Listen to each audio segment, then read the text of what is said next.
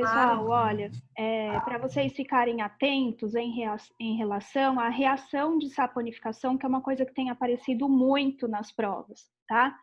Então, conforme a Lê Sim. falou, né, ela vem de uma reação de um lipídio, que nós já vimos, um lipídio é um derivado de ácido graxo, né, que é um ácido carboxílico de cadeia longa. Então, um lipídio, ele vai ter sempre essa carinha aqui, ó, ele vai ser um triéster. Então, a gente observa aqui, ó, a presença de um grupamento éster, tá? Diferente do éter. Então, esse aqui é um grupamento éster. Então, a gente tem 3 grupamentos ésteres. Por isso que a gente fala que é um triéster de cadeia longa. Por que de cadeia longa? Porque esses radicais aqui representam cadeias carbônicas grandes, tá? Então, o que acontece aqui, olha, é a quebra desta ligação. Tá até pontilhadinho aqui para você entender. E da mesma forma, na base que a Letícia falou, que é uma base forte, agora a gente está falando de base de arrênios, tá vendo? Ó, porque o composto é inorgânico. Então, o que vai sair daqui é a hidroxila. Essa hidroxila vai lá nesse carboninho e fala assim, pô, deixa eu ligar aí. E aí, forma uma ligação OH aqui, outra forma uma ligação OH aqui, e a outra forma uma ligação OH aqui. E aí a gente tem a presença de um triol. Triol porque grupamentos orgânicos que têm OH são álcoois, certo? Que é a glicerina. O nome oficial da glicerina é, segundo a IUPAC, 1, 2, 3, propano, porque 3 carboninhos, a gente tem prop, certo? Simples ligações an. Então, é 1, 2, 3, propano, triol, tá? Porque são 3 álcoois. Em contrapartida, o Na vem aqui, encontra esse oxigênio que é muito eletronegativo e fala, cara, gostei de você, deixa eu ligar aí. E você tem a formação de um sal de ácido carboxílico. E essa ligação aqui vai dar uma característica bem especial para o seu sabão. Então, o seu sabão é um derivado de um lipídio e a função aqui, que a gente tem uma função orgânica, é um sal, porque você vê aqui, ó, Na+, O-, é um sal de ácido carboxílico.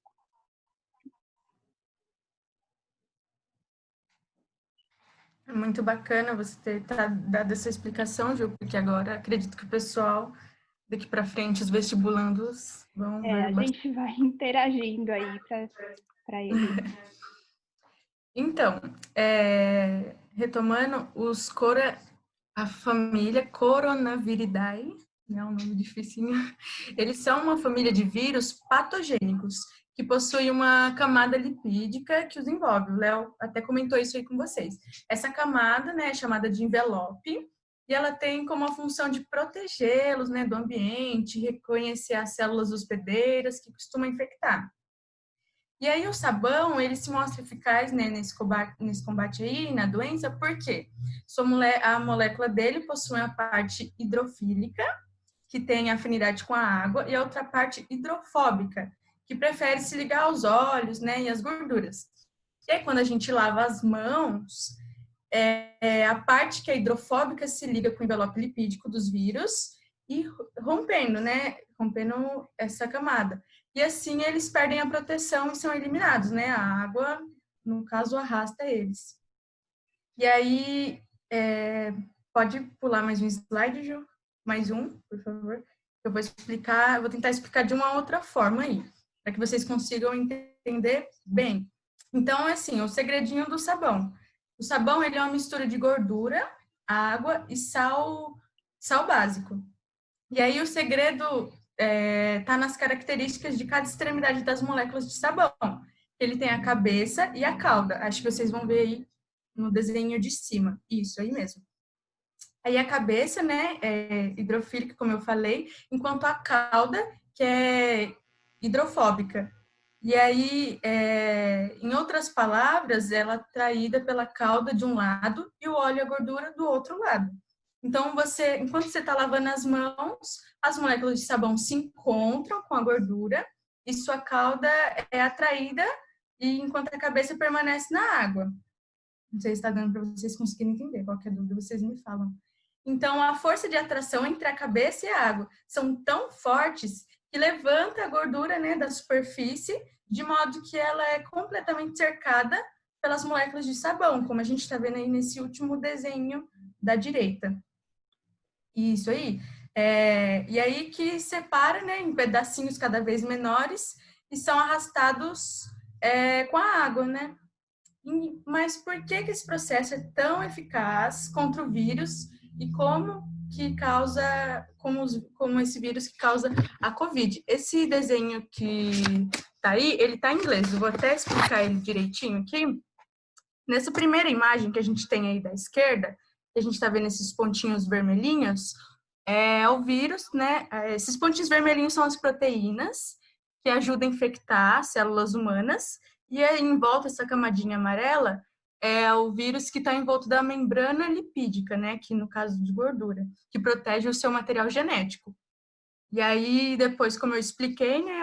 A cabeça hidrofílica, que são os pontinhos azuis, e a cauda hidrofóbica, que interage com o óleo e com a gordura.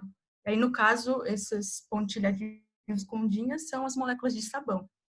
E aí, a cauda das moléculas de sabão se conecta com a membrana lipídica do vírus e rompe. A gente está vendo aí, né, a imagem rompidinha aí. As proteínas e os outros fragmentos do vírus são arrastados pela água. Aí, assim, nessa última imagem, a gente consegue ver o vírus totalmente envolto pelas camadas de sabão. Acho que vocês conseguiram entender melhor, porque essa imagem aí, ela tá em inglês, né? Inglês, espanhol, não Tem sei. uma palavrinha aqui, pessoal, que pode aparecer para vocês, que é uma micela, a formação de uma micela, tá? A micela, ela se forma justamente por esse encapsulamento que a Lê está falando para vocês, né? Então, aqui dentro tem os fragmentos, que são atraídos por interações do tipo de polo induzido, que são características de moléculas apolares, né? E à medida que a cabeça da molécula de sabão fica voltada para a parte de fora, formando uma micela, tá vendo? Ó? Forma uma micela, tá? Então, a partir do momento que a parte polar do sabão, né, que é aquela parte do grupamento sal de ácido carboxílico fica voltada para a parte de fora, ocorre, então, por arraste da água, uma interação, uma força intermolecular chamada de íon dipolo, porque aqui a gente vai ter um caráter de uma molécula de um sal, né, orgânico, e o dipolo da água. Então, vai ser por arraste numa interação que ela falou aí, que é forte, uma interação íon-dipolo. Então, aqui a gente tem duas forças intermoleculares, né? A dipolo induzido, que são características de moléculas apolares, e a interação íon-dipolo, que são características de moléculas polares. Então, como a gente vai saber se o detergente que a gente usa na nossa casa é biodegradável? Tudo pode ser explicado, né, pela estrutura química aí de cadeia, como a gente está vendo aí no slide. Os detergentes, no geral, eles são feitos a partir de misturas, né, de alquino-bezenos e sulfonatos. A diferença dos biodegradáveis começa na cadeia carbônica aí, né, que constitui ele. Se a gente for reparar, a cadeia da direita não possui nenhuma ramificação. Ela é classificada, né, como uma cadeia linear. Um detergente é considerado não biodegradável se na sua cadeia de hidrocarbonetos houver ramificações. E como vemos, essa estrutura aí da direita está isento de ramificações e a parte esquerda da molécula é considerada linear. Mas se a gente vê a estrutura do lado esquerdo, a estrutura dos detergentes não biodegradáveis, ela possui uma ramificação, né, na cadeia carbônica e absorve a parte esquerda da molécula. Então, a maioria dos detergentes vai parar em rios, na rede de esgoto, e eles são responsáveis pela poluição que é muito conhecida como cisnes de detergente, né? São aquelas espumas esbranquiçadas e densas que impede a entrada do gás oxigênio na água. o que afeta as formas, né, aeróbicas aquáticas aí. Você quer explicar melhor, Ju? Não, tá ótimo. A única coisa aqui, olha, a diferença de um sabão para um detergente também é porque aqui você tem um derivado de ácido sulfônico, mas a característica é a mesma, tá? Assim como os seus outros produtos domésticos, né? Eles são surfactantes, e os surfactantes, eles têm essa característica que é trazer um caráter polar e um caráter apolar também, tá bom? Para todas essas suas moléculas presentes aí no cotidiano, para limpar a sua casa. Então, a gente colocou aí um pouquinho para falar, né? Falou tanto de álcool 70, como é que se faz e o que você precisa de utensílios de laboratório, né? O que vai aparecer para você pode ser uma proveta, então a gente usa, não é um bebezinho de proveta, não, é uma vidraria de laboratório para medir volume, balão volumétrico que você usa para preparar a sua solução, tem que aferir, e aí aparece uma palavrinha aqui, ó, que pode estar associada para você nas provas e também na sua vida, né? Porque você deve preparar suco, né, na sua casa, que é diluição. Quando você muda a concentração da sua solução, você está fazendo uma diluição, tá? Pela adição de solvente. E o álcool em gel, que não é para você pegar álcool de posto de gasolina, não é para você pegar álcool 96, né?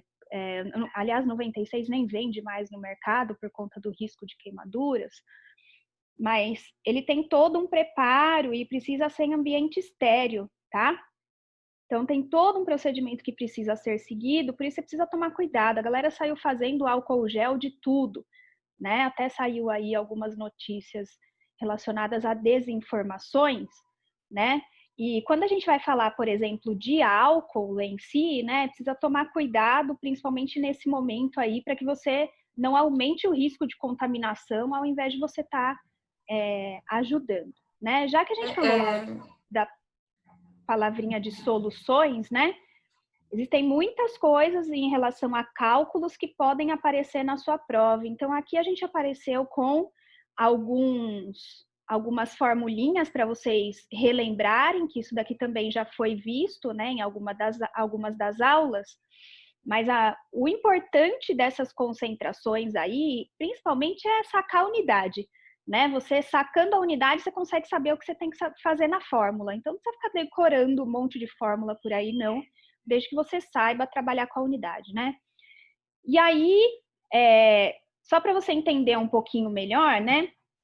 Então, a unidade de concentração comum, que é quando você faz a massa do soluto pelo volume da solução, você está dividindo massa por volume, diferente de densidade, tá? Porque densidade é uma propriedade física, né? Aqui a gente tem o volume da solução, né? Que a solução, para você lembrar, é soluto mais solvente, né? Quando você tem a densidade, você tem a densidade do soluto, a densidade do solvente e a densidade da solução. São propriedades que caracterizam as substâncias, tá? Precisa tomar um pouquinho de cuidado em relação a isso e nunca confundir concentração com densidade, certo? Então, o álcool tem a densidade dele, a água tem a densidade dela e o álcool 70 tem a densidade dele também, tá bom?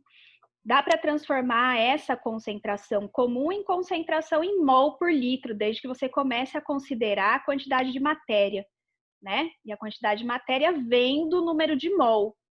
Como é que a gente acha número de mol? Então, a gente está enxergando cada vez mais lá dentro, né?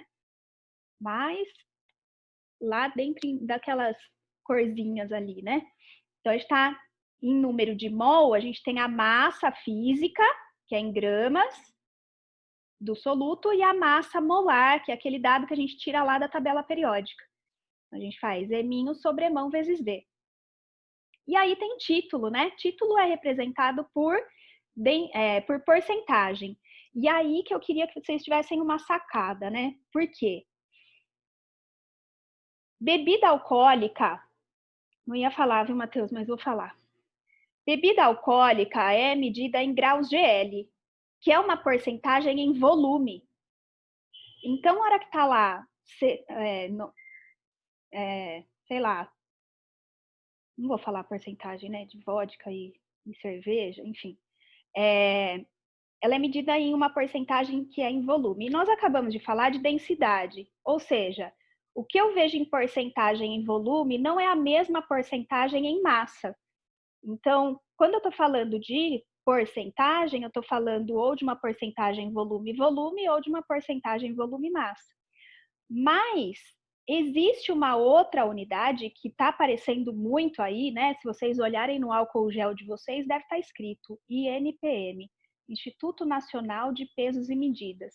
Só que é uma porcentagem, só que é uma porcentagem mássica. Cara, não dá para usar a desinformação de que se você usar vodka, dá para preparar álcool em gel. Sinto muito. Não caia nessa, tá? Então, tem que tomar cuidado em relação a isso. Enfim, aqui a gente tem, né, depois algumas outras formulinhas de concentração. A gente tem a fração molar, que está relacionada em mol por quilo, ou antigamente era chamado de molau, né? E a concentração molar, que é a concentração em mol por em molalidade, né? Mol por quilo. Então, a gente resolveu trazer esse tema para vocês aqui, principalmente para alertar que também, se você beber álcool, como foi dito aí em algumas desinformações, você não está se curando do coronavírus ou se prevenindo dele.